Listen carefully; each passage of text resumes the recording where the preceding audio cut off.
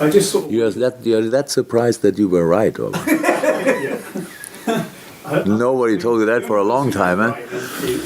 No, I looked up the situations are following. So we start the season with 9 midfielders.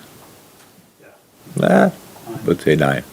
So, and in every aspect was everything in, like creativity, speed, excitement because young, stuff like this, technique, fight, runners, whatever you want, it's all in. So they all have contracts, and then you start a preseason or these kind of things. And when a player, 1-year contract, whatever, 2-year contract comes in and says, "Well, I didn't play often enough last year, then I want to go." Then at that moment you go. But it's the one thing that we push people actively out and tell them, "So you are cut out now. Yes, it was great what you did until last year, but now we don't like you anymore, and go." These kind of things. We are not like this. We are not like this. So means we had all different aspects of a midfield game. So, and now, but people, or you all told me, or whoever, you are the ones who ask the questions, obviously, then do you need a midfielder? A 10th midfielder. So, not sure. So, but we were going for a midfielder. But a midfielder decided to go to another club. So, that can happen.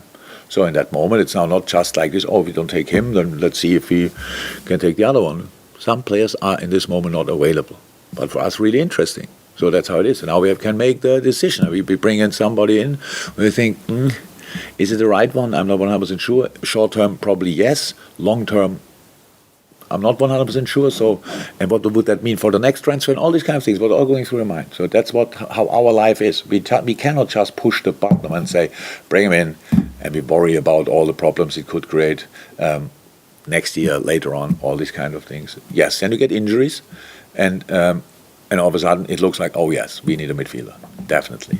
So we always wanted, but it was always about the right one. And we cannot change that just because of some things. Yes, more injuries, but that can change a little bit, and then you say, okay, but we can do it now, we can do this now, and maybe that would help us then next year as well, these kind of things. It must always be short and long term.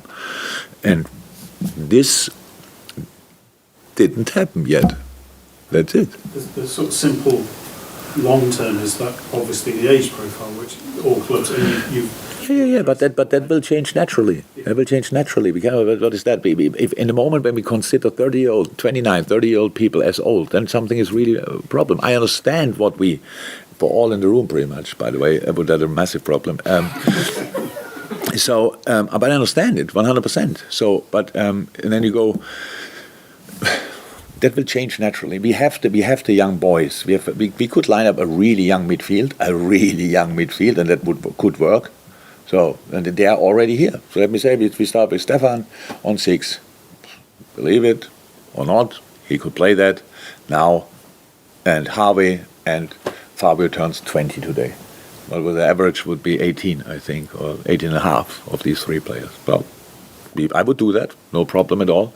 So, makes it now immediately sense, I'm not sure, but we could do it. So, and now in a year, great. So we have 3 very young midfielders, and then we have in the best football age 25, 26, and then we have players around 30. They bring in experience. They have the determination. They are the characters in this team. All this kind of very important. You cannot buy this. They developed it over years, and now you say them in a moment when they're on their prime. We say, now you're getting too old. No, you are not too old, but you're getting too old. Yes, we will have an eye on that, definitely. No worries about that. But I understand all these kind of things.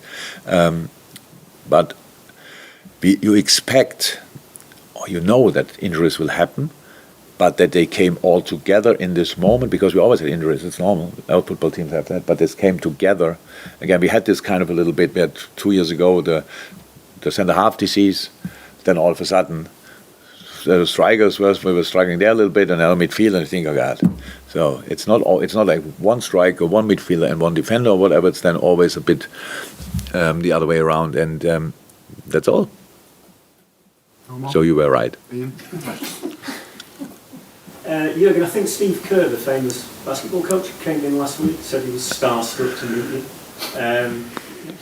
So was I. Not to meet me, but to meet him. Yeah, it's great. But people here might know him from The Last Dance, and he played for years with Michael Jordan, all that sort of thing. I just wonder what you... And he's a pretty successful coach of. As a player and a coach. Yeah. I just wonder what you learn from, or what you can learn from somebody from a very different... We didn't have this kind of conversation, to be honest. We had very private conversations. He's a fantastic guy. It was a pleasure to meet him. I made a picture of when he spoke to a couple of the players and told the boys, if you would look one time that concentrated when I talked to you, that would be really cool. Great guy. He was here with his missus and wonderful lady as well. We had just a good time, to be honest. We didn't go in detail. So I told him what we are doing. He was here, obviously, how we do that, and obviously the training grounds in basketball and football look slightly different. And he liked everything what he saw here. It's a great place. How we deal with different things, this kind of stuff. And the one moment when I was really, really happy that I didn't become basketball coach was when he said he has to do press every day. Wow, that would be a killer. But he has a 4-month break. Huh? Yeah, so that's cool. He promised me he will speak about that in public. That's a real difference. But he didn't do that, obviously. Otherwise, he would have told me already. No, it was great. One of the greatest of the game. So it's absolutely outstanding. And what showed you again, you can be seen as big as you want in public. Smart people stay still, very grounded, and just good people. And it was a real pleasure to meet them. Thank you.